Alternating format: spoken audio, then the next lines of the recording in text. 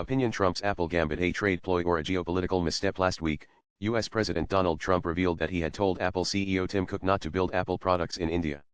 It's a head-scratcher, especially since Apple's India push is in full swing. Is this Trump playing hardball with India's trade negotiators, or is he dead set on bringing manufacturing back to American soil? Either way, his words are sending ripples across boardrooms and borders. Trump's comments smell like a negotiation tactic to squeeze concessions from India, which is locked in high-stakes trade talks with the U.S. But if he doubles down on pushing Apple to shift production from China to the U.S. instead of India, he could disrupt Apple's carefully laid plans, slow India's rise as a manufacturing hub, and muddy the geopolitical waters. His softer stance on China adds another layer of uncertainty, potentially undermining the very diversification Apple and India are banking on. This isn't just about iPhones, it's about power, economics, and global alliances. Apple's shift to India isn't just a corporate maneuver, it's a response to years of US-China trade wars and supply chain shocks, like Kavadira factory shutdowns in China. India, with its young workforce and government incentives, has become the darling of the China One strategy, diversifying manufacturing away from Beijing's grip. Trump's tariffs, once as high as 145% on Chinese goods, fueled this pivot. Now, with the temporary tariff cut to 30% and trade talks humming, his sudden jab at India feels like a curveball. People care because this affects jobs, prices, and the global pecking order. If Apple's plans falter, iPhone prices could spike. Analysts warn of 3,000 phones if made in the US. India's economic ambitions could take a hit, and US-India ties could fray just when countering China matters most. Apple's India strategy is no small potatoes.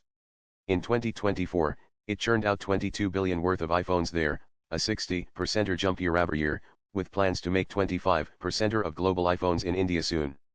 This isn't charity. India offers low labor costs, subsidies, and a growing market.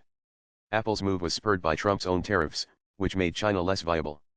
Yet, on May 15, 2025, in Qatar, Trump told Cook to ditch India for US production, claiming Apple agreed to up domestic output.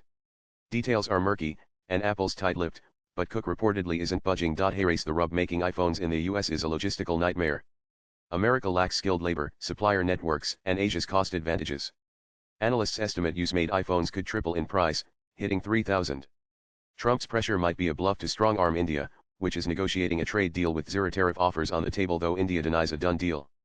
He's also hinted at easing up on China, with a 90-day tariff truce and talks of a long-term deal. If China gets a sweeter deal, Apple might slow its India expansion, as the urgency to diversify wanes. Geopolitically, this is a tightrope. India's a key US ally against China's influence, and Apple's investment bolsters its economy and strategic clout. Trump's comments risk alienating New Delhi, especially as Commerce Minister Piyush Goyal heads to the US for trade talks. A slowdown in Apple's plans could dent India's manufacturing dreams and signal to other firms that the US isn't fully behind India's rise. Meanwhile, a softer US stance on China could embolden Beijing, weakening the Indo-Pacific alliance. Posts on X reflect the tension, with some seeing Trump's move as America First patriotism, others as a blow to India's momentum. Swipe left for next video. Trump's telling Cook to ditch India feels like a poker player raising the stakes, hoping India folds with trade concessions. But this isn't just a game of tariffs, it's about where the world's tech gets made and who calls the shots. If Trump pushes too hard, he risks jacking up iPhone prices, stalling India's growth, and handing China an edge. Apple's caught in the middle, and so are we, waiting to see if Trump's bluff pays off or backfires. One thing's clear in this global chess match: every move counts, and the board just got messy. The writer is a columnist. His articles have appeared in various publications like The Independent, The Globe and Mail, South China Morning Post, The Straits Times, etc. Views expressed in the above piece are personal and solely those of the author. They do not necessarily reflect News 18's views. Latest blogs.